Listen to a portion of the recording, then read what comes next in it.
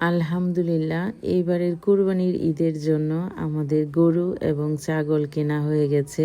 মাশাআল্লাহ, খুবই সুন্দর হয়েছে গরু এবং ছাগল কেনা। আল্লাহ সবার কুরবানি কবুল করুক, সবাই যাতে খুব সুন্দরভাবে কুরবানি দিতে পারে এই দোয়া করি। সো আসসালামু আলাইকুম, কেমন আছেন সবাই? আলহামদুলিল্লাহ, আমরাও খুব ভালো আছি। তো রাত পোহালেই কোরবানির ঈদ, আর এই জন্য আলিফা বুড়িকে একটু চুলটা ঠিক করিয়ে নিলাম। আলিফা বুড়ির চুলগুলো একটু লম্বা হয়ে গেছে, তো তার জন্য আলিফা বুড়ির চুলগুলো একটু কেটে নিলাম সুন্দর করে, সামনের দিকে প্লাস পিছনের দিকেও একটু কেটে নিলাম। তো আব্বা সকালবেলায় নিয়ে গেছে ওকে সেলুনে, তো এখান থেকে খুব সুন্দর করে কেটে আনলো। আর তারপর ওর আব্বুকে ফোনে দেখাচ্ছিল যে এই দেখো আমার চুলগুলো কেটে ফেলছি।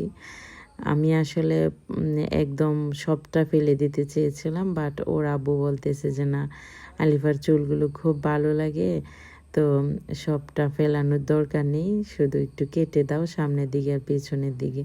তো ওইটাই করেছি।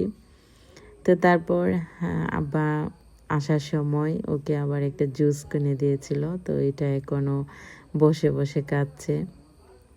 আর আব্বাকে বলতেছে যে না না ভাই, তুমি এভাবে ধরে রাখো। তো তারপর আলিফা বুড়ি বলতেছে একটু নুডলস খাবে, সকালে কিছু খেয়ে যায়নি, তো আমি একটু নুডলস রান্না করতে গিয়েছি। আর এই দিকে এসে দেখি যে এই অবস্থা, মানে একটু ভুল হয়েছে আমার। আর দেখুন কি অবস্থা করেছে লিপস্টিক দিয়ে, মানে আমি লিপস্টিকটা উপরে রাখতে আমার মনে নেই, তো তারপর এসে দেখি যে এই কাণ্ড করে ফেলছে। এখন বলেন তো, মানে ওকে কি করা উচিত? এখন এগুলো কিভাবে উঠাবো? মানে বিশ্বাস করেন, আমি ওই সময় একদম কান্না করে ফেলছি যে এইগুলো আমি কি করে উঠাবো এখন। তো যাই হোক, তারপর ওকে গোসল করিয়ে খুব ভালোভাবে একদম পরিষ্কার করলাম, তো অনেকটাই পরিষ্কার হয়ে গেছে। তো 2বার ওকে গোসল করিয়েছি, তারপর একদম পরিষ্কার হয়ে গেছে। তো তারপর আমার ভাগ্নি আম মাখা করলো, তো ওইটা সবাই মিলে খেলাম। আর এরপর পরেই আমাদের কোরবানির জন্য ছাগল আর গরু নিয়ে আসছে। তো প্রথমে ছাগল এনেছে, আর গরুটা আসতে একটু লেট হচ্ছে। তো ছাগলটা এনে এখানে রাখার পর খুব চিল্লাচিল্লি করতেছিল, খুব ডাকতেছিল ছাগল। তো ছাগল যেভাবে ডাকতেছে, আলিফা ঠিক ওইভাবেই ছাগলকে মানে ডাকতেছে। তো ছাগলের সাথে সাথে ও ওইভাবে ডাকতেছে। তো ওইটা নিয়ে আমরা সবাই হাসাহাসি করতেছি যে ও ছাগলকেও মানে রাখলো না আর বাকি। তো তারপর একটু পরে আবার গরু নিয়ে আসলো। তো আলিফা তো একদম দৌড় দিয়ে ঘর থেকে বের হয়ে গেছে, ও খুবই এক্সাইটেড। আর আসলে আমরাও খুবই আনন্দিত, কারণ কুরবানির জন্য গরু নিয়ে আসলো। তো মাশাআল্লাহ খুব সুন্দর হয়েছে গরু এবং ছাগল দুটোই।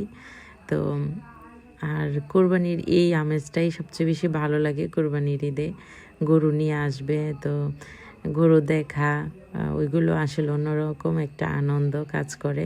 আর আলিফা বুড়ি তো ভয় পাচ্ছে যে ও এখানে যাবে না। তো আমি বলতেছি যাও না, সামনে একটু যাও, গিয়ে গরুকে একটু আদর করো। তো বলতেছে যে না, আমাকে কামড় দিয়ে দিবে। ও খুব ভয় পাচ্ছে।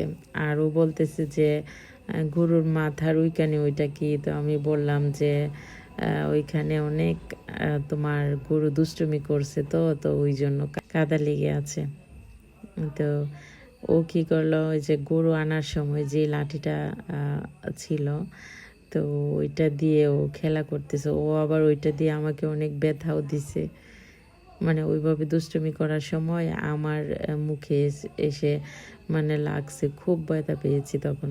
তো অনেক প্রশ্ন করতেছে গরুকে দেখে। আমাদের সবার চাইতে সবচেয়ে বেশি এক্সাইটেড হচ্ছে আলিফা। মানে গরু আনার আগে আমাকে কতবার জিজ্ঞেস করতেছে যে আম্মু কখন আনবে, কখন আনবে। তো যাই হোক, তারপর আমরা দুপুরে খাওয়া দাওয়া করব, রান্না বাড়া শেষ হলো। আর আজকে দুপুরে ছিল বেগুন শুটকি বোনা, তারপর হচ্ছে কচু শাক, ডিম বোনা, মাছের তরকারি, তারপর মাসকলাইয়ের ডাল। তো কচু শাকটা সবচেয়ে বেশি মজা হয়েছিল। তো আমার কাছে খুব ভালো লাগে। কে কে কচু শাক পছন্দ করেন অবশ্যই কমেন্ট করে জানাবেন। আর এইভাবে রান্না করলে বেসিক্যালি খুব বেশি ভালো লাগে কচু শাক। অনেকে ইলিশ মাছের মাথা দিয়ে খেয়ে থাকেন, বাট আমার কাছে এইভাবে বেশি ভালো লাগে। তো যাই হোক, তারপর আমরা সবাই দুপুরে খাওয়া দাওয়া করলাম। আর খাওয়া দাওয়া করার পরে লিফা বুড়িকে খুব সুন্দর একটা জামা পরিয়ে দিলাম, কারণ আমরা সবসময় এটা করে থাকি। কোরবানির গরু সবাই কেনার পরে দেখতে যাই কে কেমন গরু কিনলো। তো এটা একটা আনন্দ কাজ করে, আমরা সবাই এটা করে থাকি। আমাদের এদিকে এটা হয়, আপনাদের অঞ্চলে এটা হয় কিনা অবশ্যই কমেন্ট করে জানাবেন। মানে সবার গরু দেখতে যাওয়া আর কি। তো ঈদের আগের দিন ওইটা আমরা করে থাকি, খুব ভালো লাগে। তো এই যে আলিফা বুড়ি একদম জামা পরে, তো ও তো বলতেছে যে আমাকে আজকে রাজকুমারীর মতো লাগতেছে। তো যাই হোক, তারপর এই যে দেখুন গরু দেখতে চলে আসলাম। তো এইটাও বেশ সুন্দর হয়েছিল গরু। আর এইটা আমাদের পাশের বাড়িতে কেনা হয়েছে। তো তারপর আরও অনেকগুলো গরু দেখা হয়েছে। তো যাই হোক, তারপর আমরা বাড়িতে চলে আসলাম। আর এসে খুব সুন্দর করে সবাই মেহেদি পরবো হাতে। তো ওই জন্য খুব সুন্দর করে একটা ডেকোরেশন করব। তো ওই জন্য বলতেছি যে আলিফা বুড়ি তুমি একটু ওয়েট করো, তারপর তোমাকে মেহেদি দিয়ে দিচ্ছি। বাট ও তো একদম মেহেদি মানে দিয়ে দেবে, ওয়েট করবে না।